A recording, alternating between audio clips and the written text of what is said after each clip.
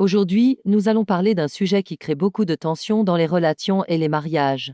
Souvent en silence. Bonjour et bienvenue à vous. Et nous continuons avec le troisième facteur, les problèmes financiers. Dans beaucoup de couples, l'argent est un sujet tabou. On évite d'en parler.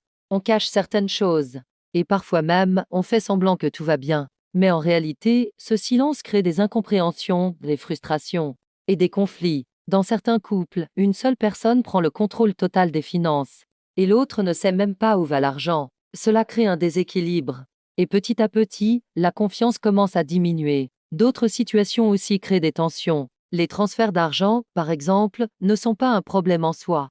Mais ils le deviennent lorsque cela vous met dans les dettes et que l'avenir des enfants est compromis. Quand on donne sans équilibre, on finit parfois par négliger son propre foyer. Il y a aussi la pression de paraître. Toujours vouloir bien s'habiller, porter des vêtements de marque, alors que la réalité financière ne suit pas. Tout cela peut créer du stress, des dettes et des conflits dans le couple. La parole de Dieu nous dit dans 1 Timothée chapitre 6 verset 10 « Car l'amour de l'argent est une racine de tous les maux » et dans Proverbes chapitre 21 verset 5 « Les projets de l'homme diligent mènent à l'abondance ».